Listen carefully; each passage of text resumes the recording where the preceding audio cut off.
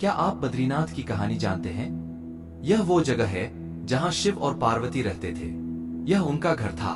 एक दिन नारायण यानी विष्णु के पास नारद गए और बोले, आप मानवता के लिए एक खराब मिसाल है। आप हर समय शेषनाग के ऊपर लेटे रहते हैं। आपकी पत्नी लक्ष्मी हमेशा आपकी सेवा में लगी रहती है और आपको लाड़ करती रहती है। इस ग्रह के अन्य प्राणियों के लिए आप अच्छी मिसाल नहीं बन पा रहे हैं। आपको सृष्टि के सभी जीवों के लिए कुछ अर्थपूर्ण कार्य करना चाहिए। इस आलोचना से बचने और साथ ही अपने उत्थान के लिए भगवान को भी ऐसा करना पड़ता है। विष्णु तप और साधना करने के लिए सही स्थान की तलाश में नीचे हिमालय तक आए। वहां उन्हें मिला बद्रीनाथ, एक अच्छा सा छोटा सा घर जहां सब कुछ वैसा ही था जैसा उन्होंने सोचा था। साधना के लिए सबसे आदर्श जगह लगी उन्हें यह। वह उस घर के अंदर गए। घुसते ही उन्हें पता चल गया कि यह तो शिव का निवास है और वह तो बड़े खतरनाक व्यक्ति हैं। अगर उन्हें गुस्सा आ गया तो वह आपका ही नहीं खुद का भी गला काट सकते हैं। ऐसे में नारायण ने खुद को एक छोटे से बच्चे के रूप में बदल लिया और घर के सामने बैठ गए। उस वक्त शिव और पार्वती बाहर कहीं टहलने गए थे। जब वे घर वापस लौटे तो उन्होंने देखा कि एक छोटा सा बच्चा जोर जोर से रो रहा है। पार्वती को दया आ गई। उन्होंने बच्चे को उठाने की कोशिश की। शिव ने पार्वती को रोकते हुए कहा, इस बच्चे को मत छूना। पार्वती ने कहा, कितने क्रूर हैं आप, कैसी नासमझी की बात कर रहे हैं। मैं तो इस बच्चे को उठाने जा रही हूँ, देखिए तो कैसे रो रहा है। शिव बोले, जो तुम देख रही हो उस पर भरोसा मत करो। मैं कह रहा हूँ न, इस बच्चे को मत उठाओ। बच्चे के लिए पार्वती की स्त्री सुलभ मनोभावना ने उन्हें शिव की बातों को नहीं मानने दिया। उन्होंने कहा, आप कुछ भी कहें, मुझे कोई फर्क नहीं पड़ता।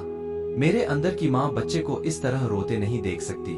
मैं तो इस बच्चे को जरूर उठाऊंगी। और यह कहकर उन्होंने बच्चे को उठाकर अपनी गोद में ले लिया। बच्चा पार्वती की गोद में आराम से था और शिव की तरफ बहुत ही खुश होकर देख रहा था। शिव इसका नतीजा जानते थे, लेकिन करें तो क्या करें। इसलिए उन्होंने कहा, ठीक है, चलो देखते हैं क्या होता है। पार्वती ने बच्चे को खिला पिला कर चुप किया और वहीं घर पर छोड़कर खुद शिव के साथ गर्म पानी से स्नान के लिए बाहर चली गई। वहां पर गर्म पानी के कुंड हैं। उसी कुंड पर स्नान के लिए शिव पार्वती चले गए। लौटकर आए तो देखा कि घर अंदर से बंद था। शिव तो जानते ही थे कि अब खेल शुरू हो गया है। पार्वती हैरान थी कि आखिर दरवाजा किसने बंद किया।